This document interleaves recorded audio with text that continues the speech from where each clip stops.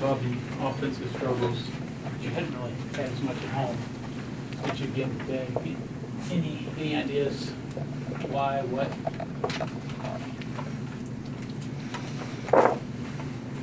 Let's see, maybe they were all short.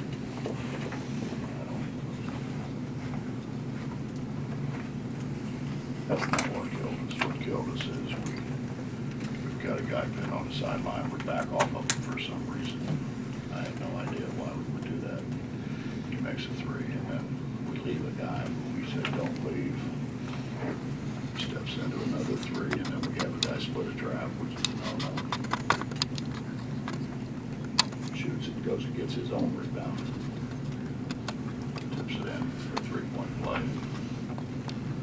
Goes from 4 to 13.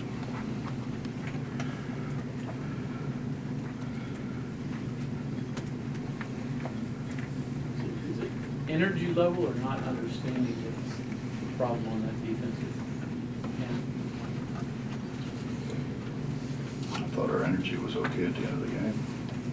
The players said that too. They said they need to have that energy from beginning to end. So you need to know where our man is. We need to follow the scouting report. When they're told don't leave somebody, then don't leave them. When they're told press up on them and make them bounce it, they need to press up on them and make them bounce it.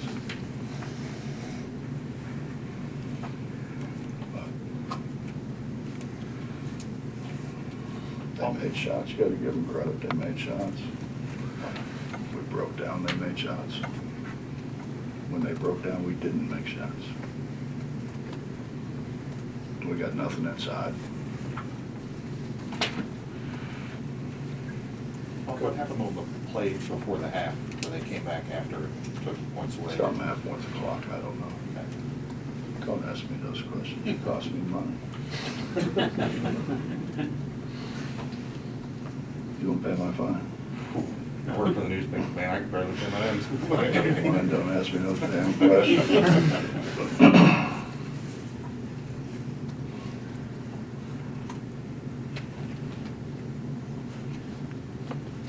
So Bob, how do you get them to bounce back? Either way, or they got to do it themselves? Well, I mean, you would hope that we've got enough fight to us that we do bounce back. I don't know. I'd have to go back to, wow, the early days, I think, before we've ever lost 4 in a row.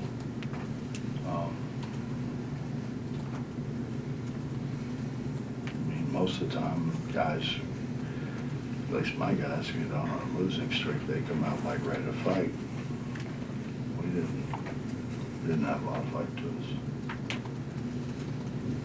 Maybe it's, maybe it's the kind of guys we go, we got good guys. I keep telling you that. They really, they're good people. And they do a lot of really good things in the community.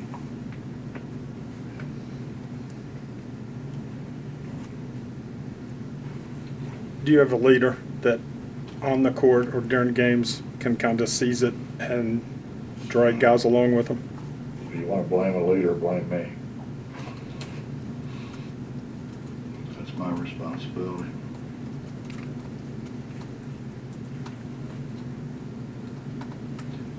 I just, I thought we were okay.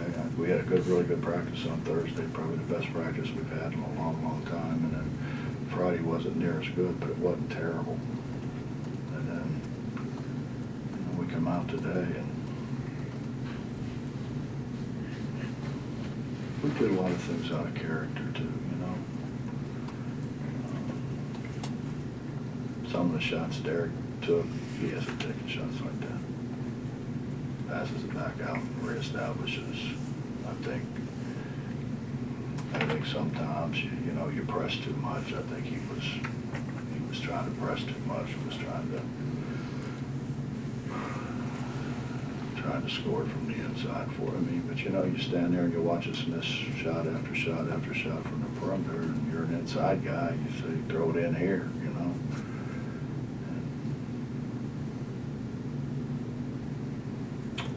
You know, it was physical down there. What happened with Oscar today? It seemed like he got off to a pretty good start, and it just stopped.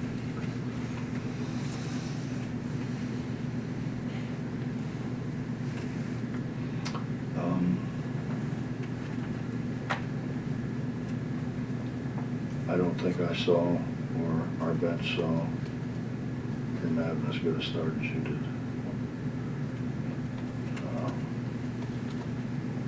2 innings to 4.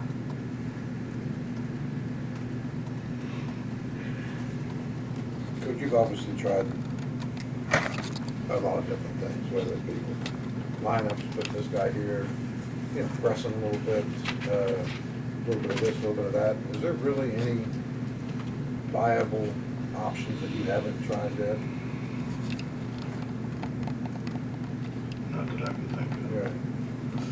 And we've tried to play 1-3-1. We've tried to play 3-2. We've tried to play 1-1-3.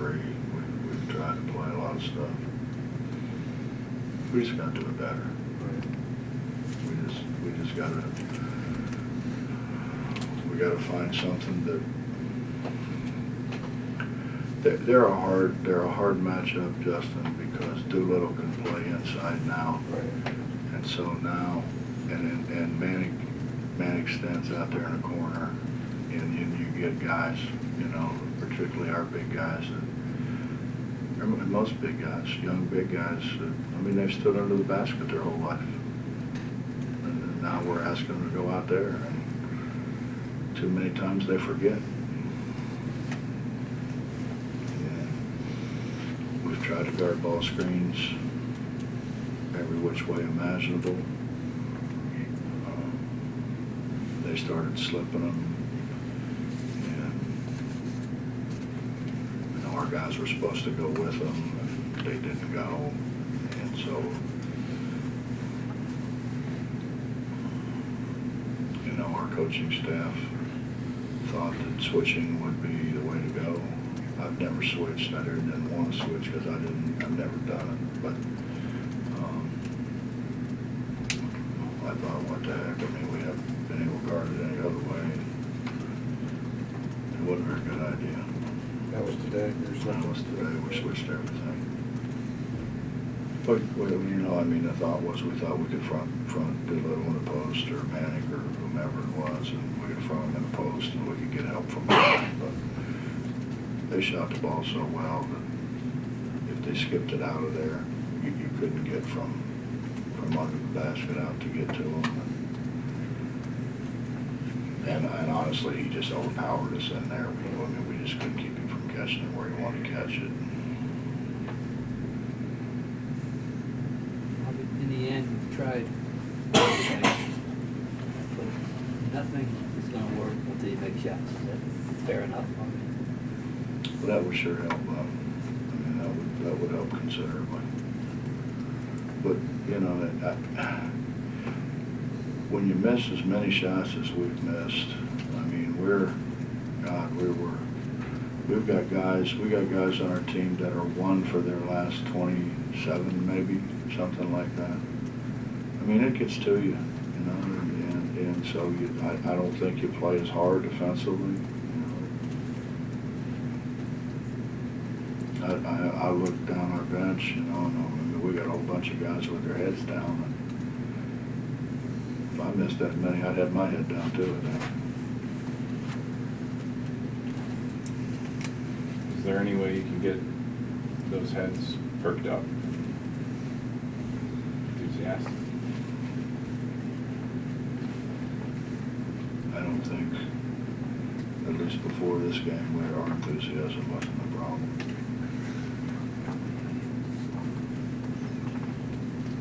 And it's one thing to go out and stand there with nobody else in the gym and shoot shots and make them. And then there is when there's 14,000 people in there, got money to make them. And you know, and guys, let me tell you something. Here's the reality. The reality is we're playing a whole bunch of first-year guys.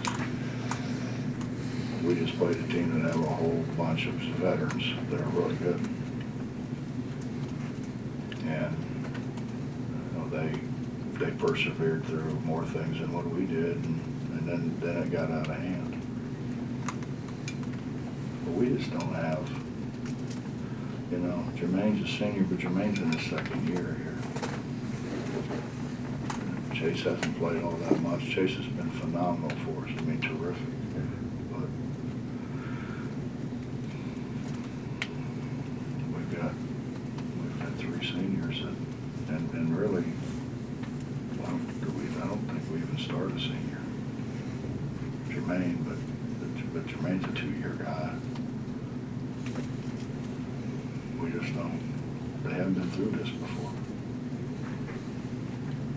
And you know, and you're talking about the best guy on their high school team, or we wouldn't have recruited him. And you know what they do with the best guy on the high school team, right? They tell him, stay away from everybody, don't foul, we need you on offense. So they never really guard. They never learn how to guard. If I hear what you're saying, but the run, especially with youth that you're dealing with, inexperience, the run that you guys went on early in the year, November, December, early January, does that make this even more? We made shots, Justin. Right. We made shots. We beat Ohio State and Cleveland. Great win. You know what we did? We made shots. Deuce made shots. We flattened them out and just said, go play, young fella. He made shots. We haven't made shots we haven't had anybody make shots like that since. Right. I mean, if you think about it, Justin, I mean, you said we went on that run, but you think about the Nichols game came down to the end, the Akron game came down to the end. How many of those games came right down to the bitter end? Yeah, that was down. Yeah, why? Because we couldn't make shots. And we made a conscious effort to go recruit guys who could make shots. I mean, there's not a college coach in America that would tell you Sean McNeil's not a really good shooter. Taz is a good shooter. We consciously try to recruit some shooters. For whatever reason, they're not making shots. I mean, as good a shooter as Chase is, if you think about it, I mean, he's shooting 58% from foul line, something like that. And he's a good shooter. He's worked really, really, really hard at it.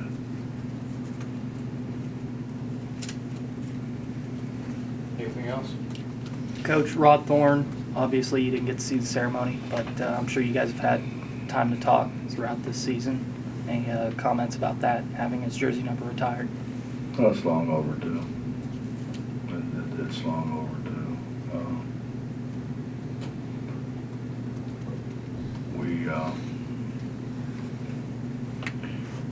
We don't do as good a job of cherishing our past as what maybe we should. You know, when I came back, the Coliseum looked exactly the way it looked when I left in 1977. It hadn't changed. We didn't have a place to practice, just like we didn't have a place to practice when I left. When I came back, we still did. And, you know, and we had a deal for Jerry as well, we should. But then you walk around there, you never saw anything about Hunley, really. You never saw anything about Thorne, really. You never saw anything about Fritz Williams or Will Robinson or any of those people. And there were ones before that, but I wasn't born yet. So, you know, I just think that, you know, we've got such a, we don't do a very good job of being proud of the tradition that we've had here. And when you think about it, you think back. If you want to start with Hunley, West Virginia guy, West Virginia guy, Rod Thorne, West Virginia guy, Fritz Williams, West Virginia guy. Will Robinson, we got him all the way from across the border in Uniontown. They're all our people, man, you know, and we just don't have it, and that was part of the push for the practice facility, to have a place where we actually could honor them. I mean, we got, John Racy was kind enough to let us borrow the ball from the NIT champions, our only national championship. It's, you can see it, it's in the practice facility. We got the basket from the field house in there. We've got the first scoreboard from the field house in there. So, you know, we're trying to do those things, but we need to do a much better job. And really, you know, because those guys are, we've already lost Hot Rod. You know, everybody's kind of getting up in age. I mean, when I think about it, I was a little kid, you know, when those guys were playing. Now I'm 66. How old are they? Think about it.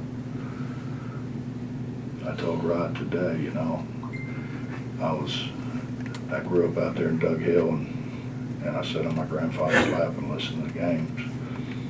And my mom would always make me take a bath before the game so I'd go to bed right after the game. Well, I get so excited, you know, sitting there listening to, and at that time it was Rod and his team, and I want to go get some shots. My grandpa said, go ahead, you know, and you go out in the garage. Well, the garage was the coal bin. And that's where you stored the coal. So I'm out there hoping, you know, at halftime, and I go in there and I'm coal dust head to toe. My mom's pissed off, and my grandpa thinks it's cute, and I get thrown in a tub for, you know, another dousing, and go back and listen to the second half with my grandfather. So, you know, I've got an appreciation for what those guys did, certainly for this university and for this state. And they're powerful guys when you think about it. You're just not talking about 3 guys that are in our Hall of Fame. You're talking about 3 guys that are in the National Basketball Hall of Fame. That's something now. Coach, thank you. Yep.